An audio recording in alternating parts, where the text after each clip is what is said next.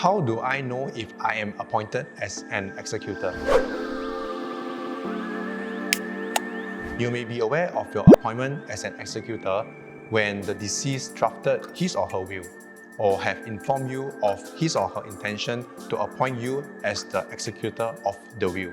Another situation may be that you are informed by the deceased lawyer or a close family member, relative, or friend that you are an appointed executor.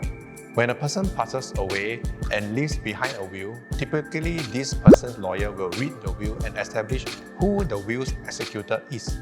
From there, the lawyer will inform the executor and find out whether he or she is willing to accept the appointment.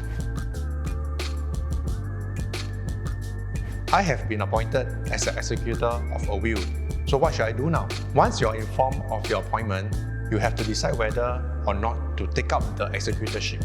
Since the duties of an executor may be relatively difficult and the process is rather lengthy, you may decide to reject the appointment and renounce your right to apply for probate.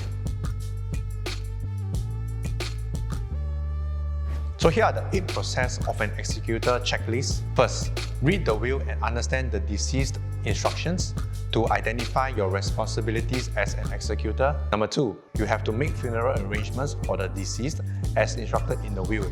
Number 3, the grant of probate is an important court order to obtain, as it empowers you as an executor to carry out the instructions in the will.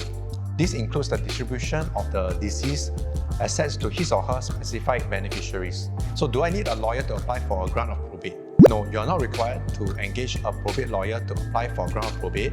You may make the application yourself via the counters at the e-litigation service bureaus.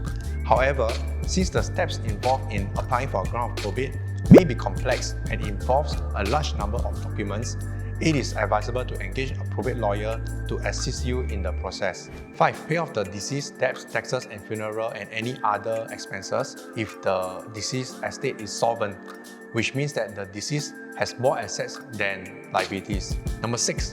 Give notice of intention to distribute the deceased assets. An executor has the duty to ensure that all beneficiaries, creditors and other persons with an interest in the estate are paid according to the will. 7. Distribute the deceased asset according to the instructions in the will.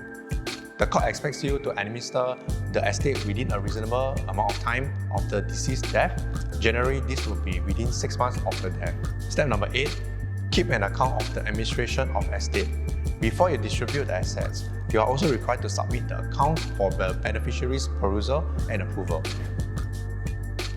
So in summary, will I be paid as an executor? It is not required for the deceased to remunerate the executor for managing and distributing the assets under the will. However, the court may, at its discretion, pay the executor a commission of up to 5% on the value of the assets collected. Residuary clause. Possible causes for residuary property include the following: